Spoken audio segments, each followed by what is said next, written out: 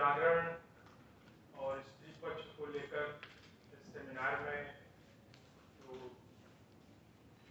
आमंत्रित करने के लिए मैं महिला अध्ययन केंद्र और उसके समन्वयक राशि त्रिपाठी का आभारी हूँ। उन्होंने इस सेमिनार में भाग लेने के लिए मुझे अवसर दिया।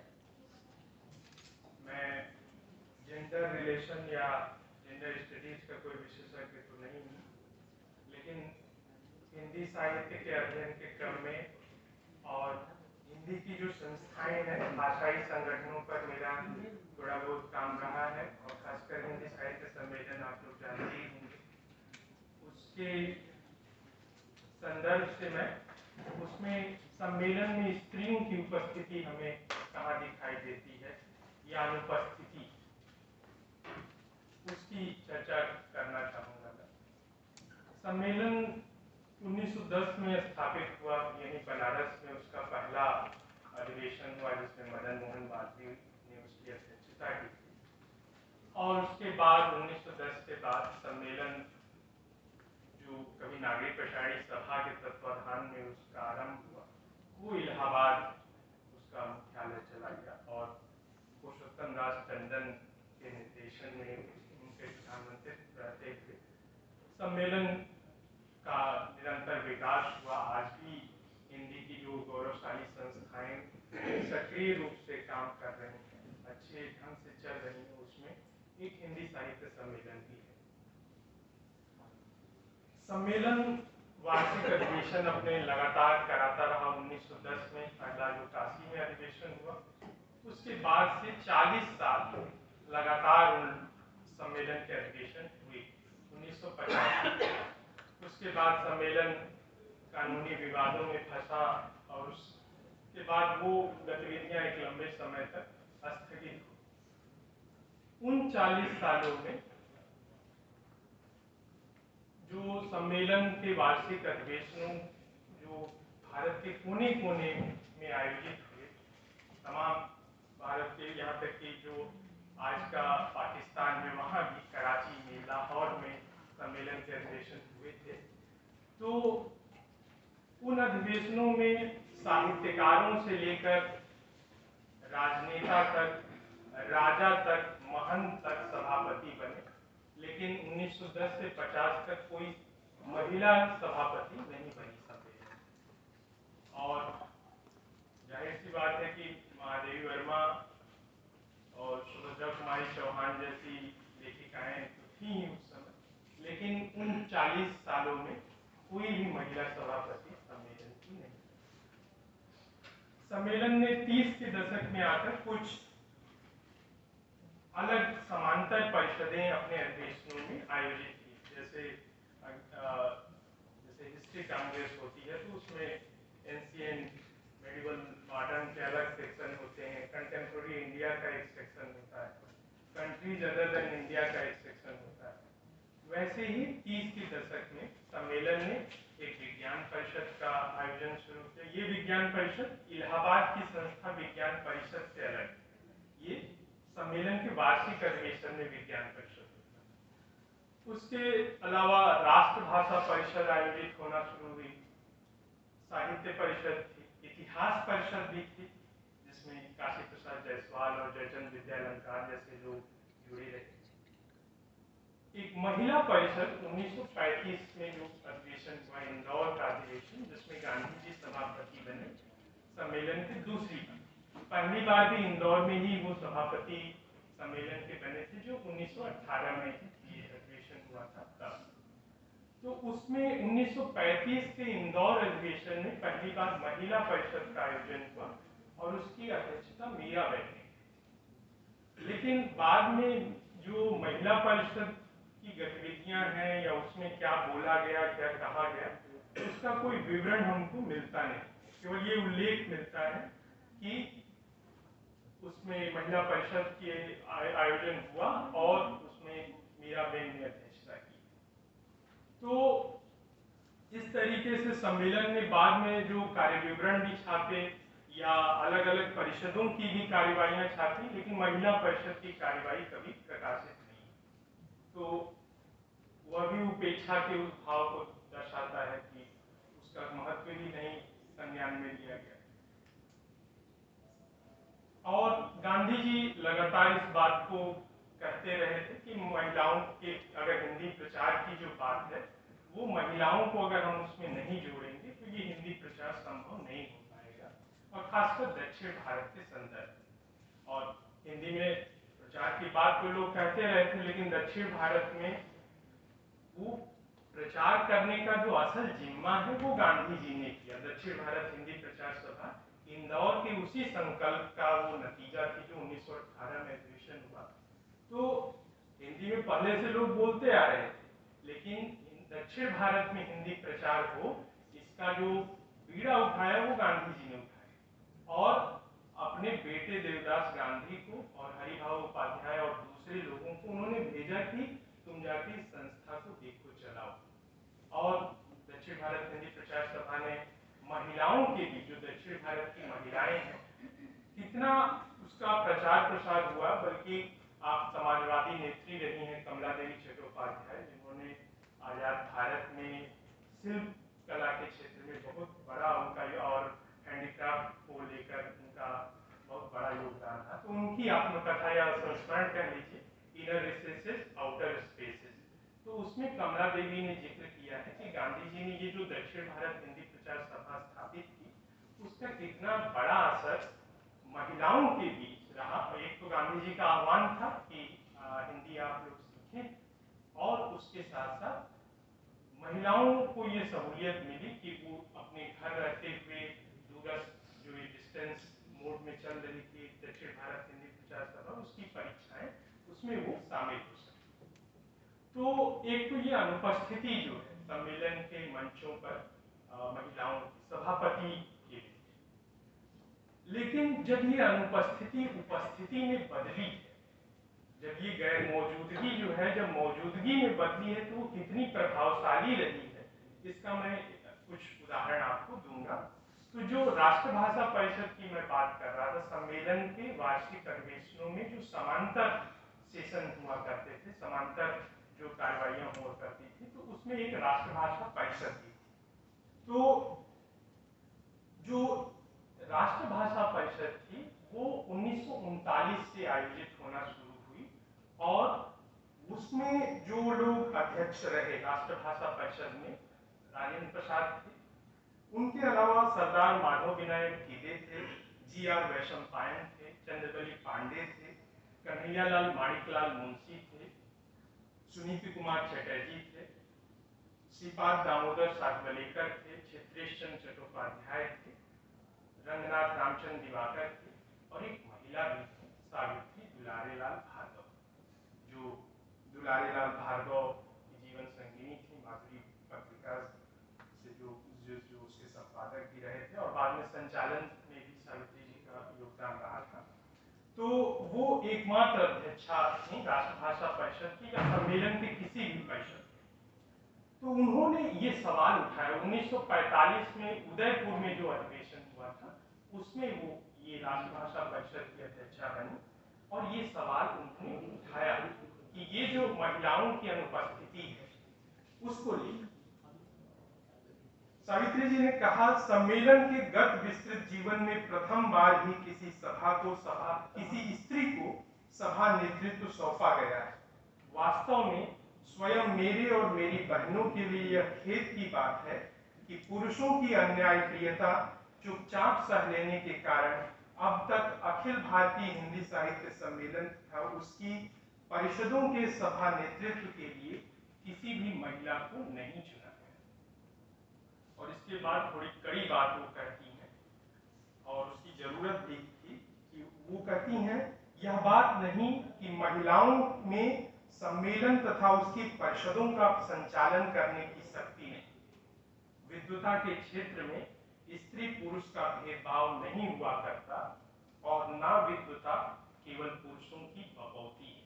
तो ये सावित्री दुलारेलाल भार्गव ने अपने सभापति भाषण में ये बात कही थी। और कौन हो सकते थे, मतलब कौन महिलाएं अध्यक्ष हो सकती थी, तो चूंकि राजनेताओं के भी अध्यक्ष बनने की परंपरा रही, गांधी जी बने ही, और स्टेट गोविंद दास और दूसरे राजेंद्र प्रसाद, जमनालाल बजाज, दूसरे लोग भी बने थे अध्यक्ष, तो वो भी नाम सुझाती हैं।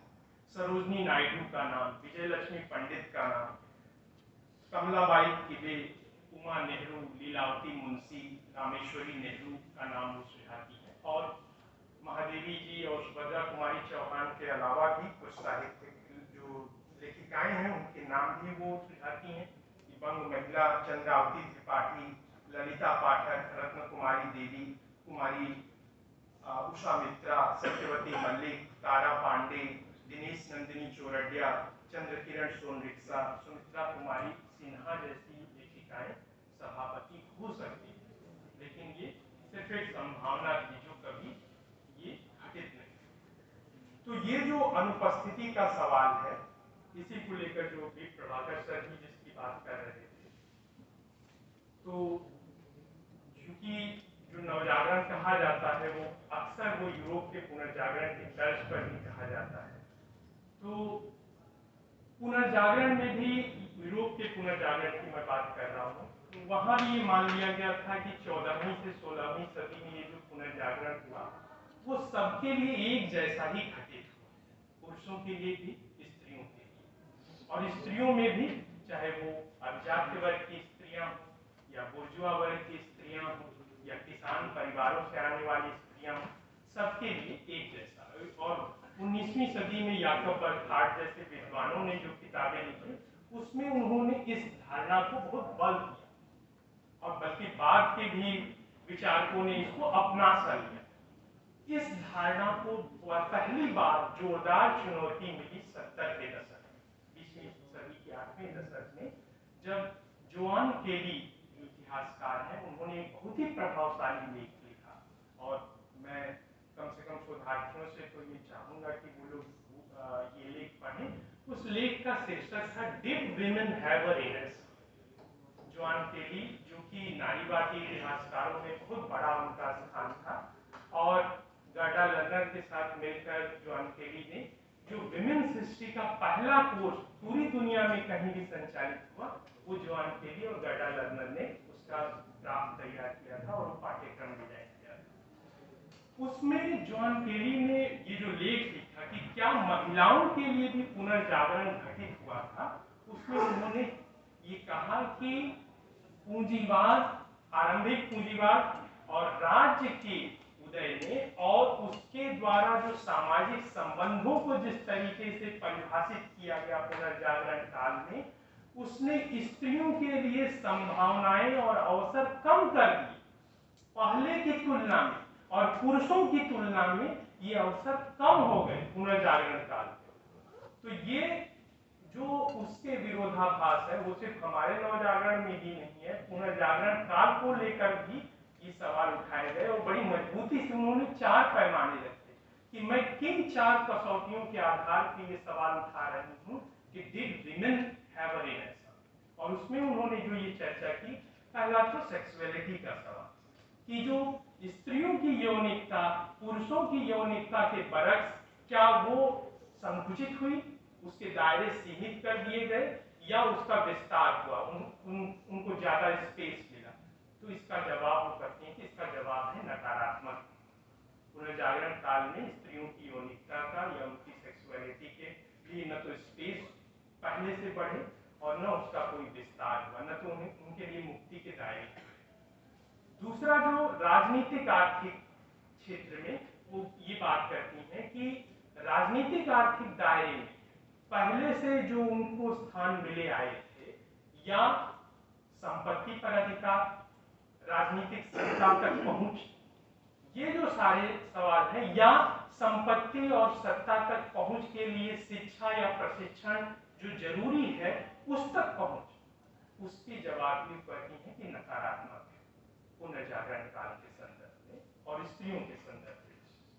फिर सामाजिक पक्ष की, वो सामाजिक सांस्कृतिक पक्ष की भी चर्चा करती हैं, और वहां भी वो कहती हैं कि सामाजिक भूमिकाएं भी पुनर्जागरण काल में महिलाओं की इस ढंग से परिभाषित की गई कि उनका जो पूरा भूमिका या उनके जो गतिविधियों का दायरा था वो पहले से संकुचित हो गया। और चौथी बात वो कहते हैं आइडियोलॉजी के संदर्भ में या विचारधारा के संदर्भ में कि साहित्य के क्षेत्र में, कला के क्षेत्र में, दर्शन के क्षेत्र में जो जेंडर की जो भूमिकाएं थी उन्हें कैसे प्रदर्शित किया गया और उसमें महिलाओं को कहां तक लिबर्टी या उनको कहां तक मुक्ति मिलती हुई दिखाई पड़ती है, इसका जवाब भी वो कहती है कि नकारात्मक। तो इन चार कसौटियों पर, सेक्सुअलिटी की कसौटी पर, राजनीतिक आर्थिक स्वतंत्रता की कसौटी पर, सामाजिक स्वायत्तता और स्वतंत्रता की कसौटी पर और विचारधारा के क्षेत्र में दर्शन, साहित्य, कला में कैसे महिलाओं को पोर्ट्रे किया गया, उसको लेकर जॉन केरी कहती हैं कि जो रिनेसा ये परिभाषित किया गया कि सबके लिए समान रूप से घटित हुआ था, वो सभी के लिए समान रूप से घटित नहीं हुआ था। और महिलाओं में भी सभी महिलाओं के लिए, वो अभिजात वर्ग की महिलाओं के लिए अलग ढंग से घटित हुआ, जो बुर्जुआ महिलाएं हैं उनके लिए अलग ढंग से उसका अनुभव हुआ, सामाजिक अनुभव जो उनका था, और जो किसान परिवारों से आने वाली जो महिलाएं थी उनका अनुभव बिल्कुल अलग था। तो इसे भी हमको याद रखना चाहिए जब हम अपने भारतीय संदर्भ में ये नवजागरण की बात कर रहे हैं। और जो पुनः अगर हम सम्मेलन की ओर लौटे तो सम्मेलन के अधिवेशनों में लगभग उसके दूसरे दशक में 1918 से हम देखते हैं कि जो सम्मेलन में जो लेख प्रस्तुत किए जा रहे हैं उसमें धीरे धीरे महिलाओं की इक्का दुक्का भागीदारी हमको दिखाई पड़ती है। तो ऐसे कुछ लेखों में, जैसे इंदौर में जो सम्मेलन हुआ जिसमें गांधी जी सभापति थे, वहां श्रीमती बालाजी ने एक पर्चा पढ़ा हिंदी में स्त्रियों की योग्य साहित्य शीर्षक। इसी तरीके से 1922 में लाहौर में जो अधिवेशन हुआ वहां पर कुमारी शकुंतला देवी गुप्त ने पंजाब में हिंदी प्रचार के उपाय इस शीर्षक से उन्होंने एक लेख पढ़ा। इसी तरीके से 1924 में जो 14वां हिंदी साहित्य सम्मेलन आयोजित हुआ उसमें यशोदा देवी, जो कि जिन्होंने आयुर्वेद वगैरह पे भी काफी पुस्तकें लिखी थी, तो उन्होंने बाल शिक्षण विषय पर लेख लिखा और शांति देवी ने हिंदी में उच्च शिक्षा और उसकी सामग्री विषय पर लेख लिखा। तो ऐसे कुछ लेख हमें जो कार्य विवरण है हिंदी साहित्य सम्मेलन का उसमें दिखाई पड़ते हैं। अब सम्मेलन का एक और जो सम्मेलन के निर्णय होते थे, आप लोग जानते हैं कि भाषाई संगठनों की पूरा लोकतांत्रिक एक ढांचा जो मिला हुआ था, तो उसमें एक अस्थायी समिति भी होती है ऐसे संगठनों की। उस अस्थायी समिति में भी महिलाओं की अनुपस्थिति हमको लगातार दिखाई देती है। पहली महिला जो उसमें सदस्य बनी वो 1924-25 की जो अस्थायी समिति थी, उसमें जिनकी बात कर रहे थे सुरेश भाई की हेमंत जी, तो श्रीमती हेमंत कुमारी देवी 1924-25 में वो सम्मेलन की स्थायी समिति की सदस्य बनी। ये और उस समय वो प्रिंसिपल थी विक्टोरिया गर्ल्स हाई स्कूल जो पटियाला में था। तो यहाँ और उस समय सोचिए कि 100 सदस्य थे अस्थायी समिति में, युक्त प्रांत से, बिहार, उड़ीसा से, बंगाल से, पंजाब से, मध्य भारत से, राजपूताना के राज्यों से, और उस 100 में केवल एक महिला थी। मैंने ये देखा कि ज्यादातर जो स्थायी समिति में जिन सदस्यों का नाम आ जाता था वो कई सालों तक लगातार उनका नाम चलता रहता था, हटाया नहीं जाता था। लेकिन हेमंत कुमारी देवी चौधरानी का नाम अगले ही साल वहां से पंजाब प्रांत से जो स्थायी समिति के सदस्य थे उसमें से हट गए। तो इस और 50 में जो विवाद से पहले जो अंतिम स्थायी समिति थी उसमें कुल 185 सदस्य, 1950 की बात है, उसमें 185 सदस्यों में केवल 7 महिलाएं थी। और ये महिलाएं थी, इसमें महिला महाविद्यालय लखनऊ की प्रिंसिपल थी कंचनलता सबरवाल, कलकत्ता से सुधा देवी कोठारी, और इलाहाबाद से राजवती देवी और महादेवी जी भी थी, और ऋषिकुल महाविद्यालय से श्रीमती माया देवी, उन्नाव से श्रीमती सुमित्रा कुमारी सिन्हा, और कमलेश बालिका विद्यालय दिल्ली की संचालिका थी श्रीमती कमलेश रानी सक्सेना। तो 185 में 7 महिलाएं थी। लेखिकाओं सम्मेलन, हिंदी साहित्य सम्मेलन की अपनी एक पत्रिका भी थी। 1913 से ही उसका प्रकाशन हो रहा था, आज भी हो रहा है। उसमें भी शुरुआती अंकों में तो कोई महिला, बल्कि वो तो सम्मेलन की ही गतिविधियां उसमें छाई रहती थी, लेकिन उसमें भी किसी महिला का नाम हमको नहीं दिखाई देता है। 40-50 के दशक में आते आते हमें महिलाओं का उसमें, महिलाओं के लेख, उनकी कविताएं दिखाई पड़ती हैं। खासकर जब रामनाथ सुमन संपादक बने सम्मेलन पत्रिका के और दयाशंकर दुबे के संपादन में, तो कुछ लेखिकाओं का मैं जिक्र कर देना चाहूंगा। इसमें दक्षिण भारत की एक लेखिका थी आर माधवी मेनन। उन्होंने मलयालम साहित्य पर, तेलुगु साहित्य पर सम्मेलन पत्रिका में लेख लिखे 1951-52 में। एक कुसुम कुलश्रेष्ठ थी जिन्होंने चित्रकला पर, आधुनिक भारतीय चित्रकला के विभिन्न आयामों पर लेख लिखे। विद्यावती कोकिल थी, उन्होंने कविताएं सम्मेलन पत्रिका में उस दौरान लिखी। सम्मेलन, हिंदी साहित्य सम्मेलन परीक्षाएं भी आयोजित करता था, प्रथमा, मध्यमा, उत्तमा, आरआईएस, नवीसी और मुनीमी जैसी परीक्षाएं।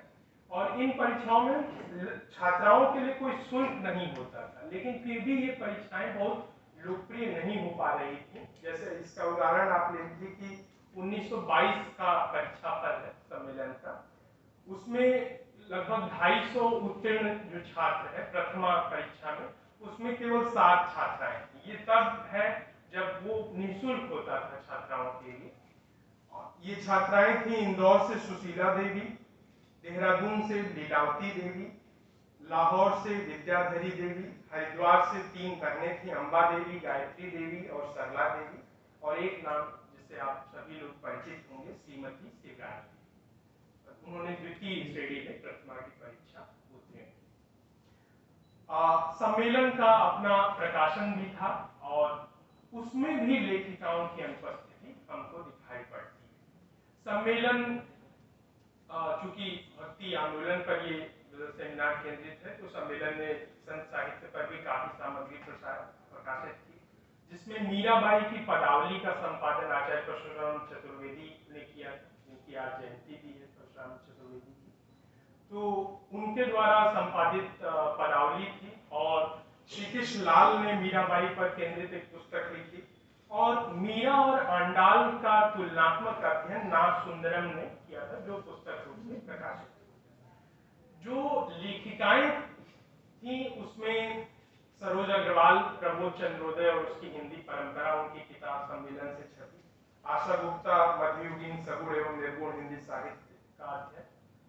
और उसके अलावा सम्मेलन ने ग्रंथमाला आधुनिक कवि नाम से छापी थी, जिसमें 24 किताबें छपी, और उसमें पहली किताब जो है वो महादेवी वर्मा की, जिसमें ये जो आधुनिक कवि श्रृंखला थी, ये वो बुंदेलखंड का ओरछा राज्य था, वहां के राजा ने 1000 रुपए सम्मेलन को दिया था कि वो ये देव ग्रंथावली इसमें छापे। तो इसमें निर्णय लिया गया कि एक कवि को चुना जाएगा और उनसे ही अपनी प्रतिनिधि कविताओं का संकलन करने, और कविता के बारे में उनका क्या दृष्टिकोण है, कविता को लेकर उनकी क्या समझ है, उसकी वो एक भूमिका लिखते हुए करें, और उनकी हस्तलिपि भी जाएगी उस पुस्तक में।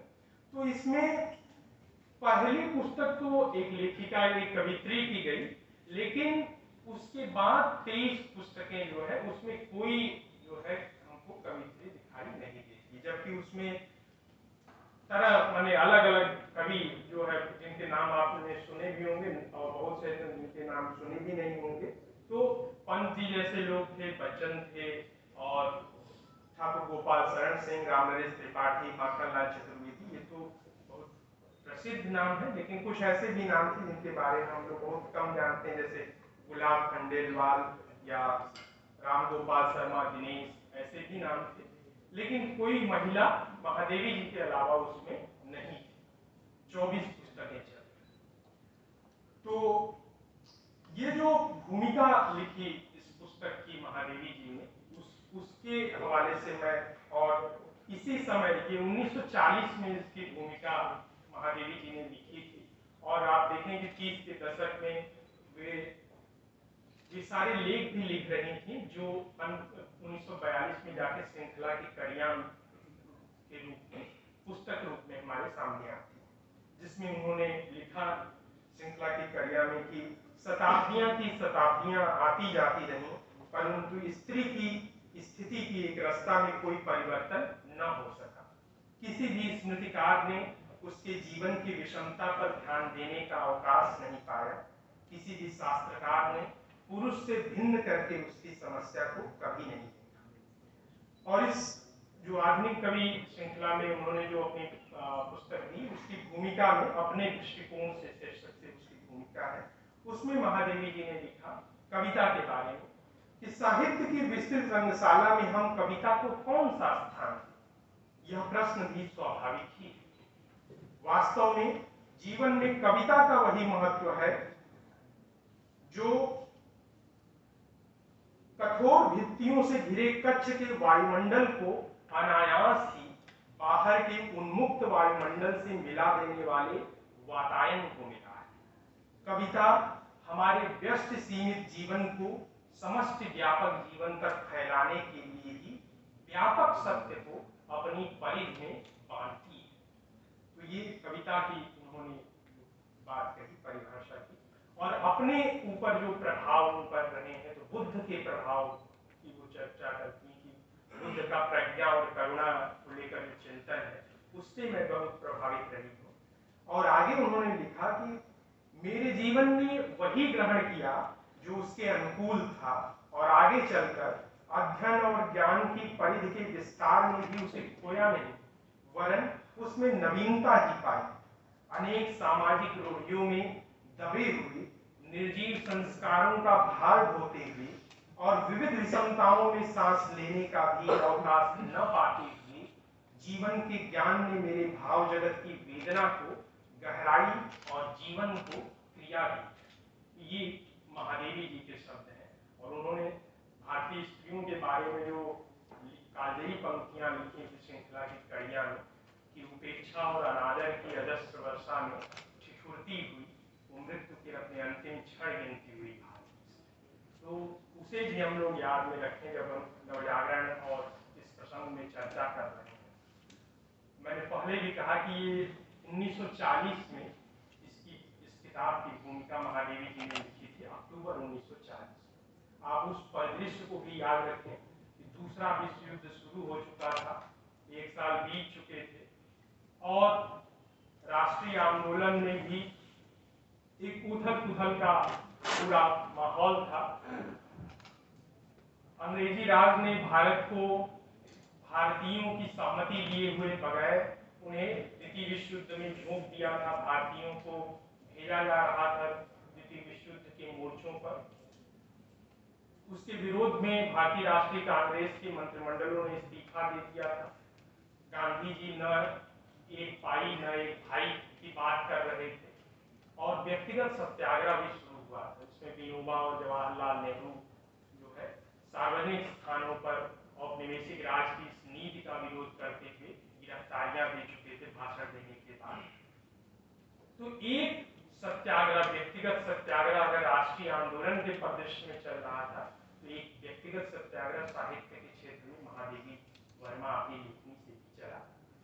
और जिन पंक्तियों से वो इस किताब की भूमिका का समापन करती हैं, उसी से मैं अपनी बात खत्म करूंगा। और वो पंक्तियां देखिए कि आज के समय के लिए भी, जब दुनिया फिर से युद्ध के मुहाने पर खड़ी है, तमाम देशों के बीच युद्ध हो रहे हैं, नरसंहार के लिए देश लालायित हो रहे हैं, तो उस समय आप देखिए कि ये पंक्तियां तब 1940 में लिखी हुई थी और आज कितनी प्रासंगिक है। महादेवी जी के शब्द हैं, जीवन के इतिहास में पशुता से पशुता की, कठोरता से कठोरता की और बुद्ध से बुद्ध की कभी पराजय नहीं। इस चिर परीक्षित सिद्धांत की जैसी नई कसौटी हम चाहते थे, वैसी ही लेकर हमारा ध्वंस युग आया है। इसके ध्वंसावशेष में निर्माण का कार्य मनुष्यता, करुणा